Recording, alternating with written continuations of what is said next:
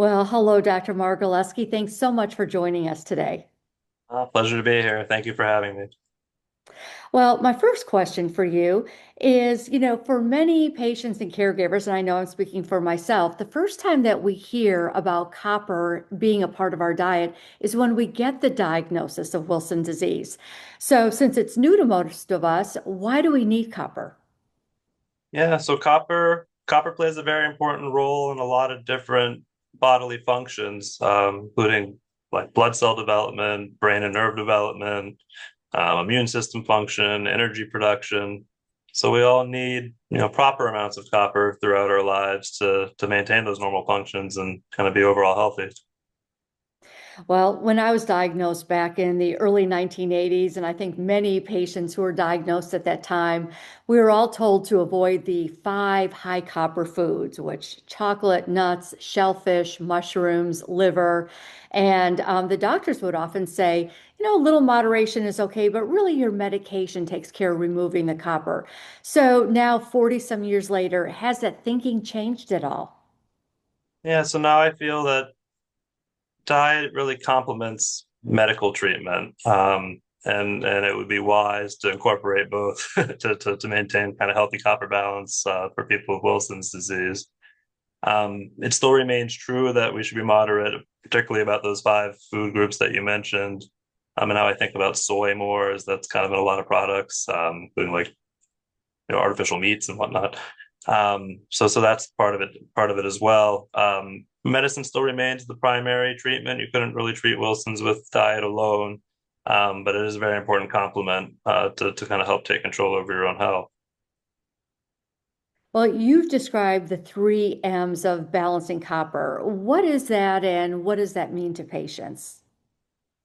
Yeah, so the three M's are medication, monitoring, and meal planning. I also like to think of it as moderation. I have to think about my mom every time I say that. She always says everything in moderation.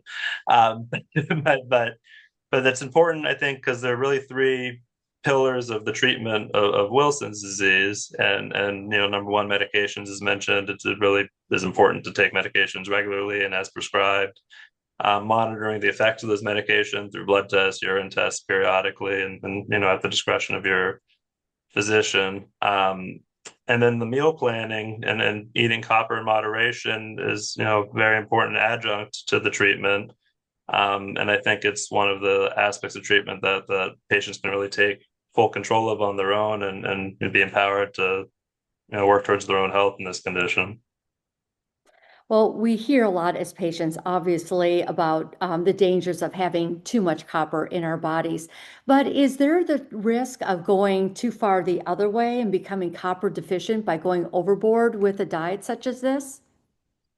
Yeah, so you can have too much and you can have too little, and being extremely restrictive in copper intake, in addition to taking medications for Wilson's, can definitely push somebody in the wrong direction.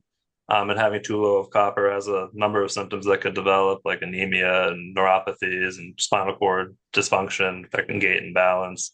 So it's very important to be taking in the right amount of copper, not too much or too little. So, what would you say is the primary message or the takeaway that you would like patients to have and caregivers to have about this new cookbook? Sure. So I think it's important that patients take an active role in their treatment of the Wilson's disease, and the way to do that is through their dietary choices.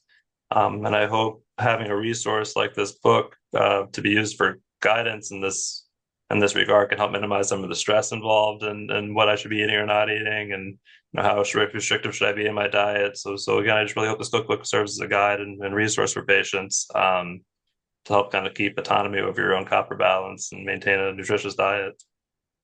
All right. Well, great. Well, Dr. Margolesky with our Wilson Disease Center of Excellence at the University of Miami, thank you so much for joining us and also for all the help that you gave us in putting this cookbook together. Thanks. It was an awesome project. Thank you for having me.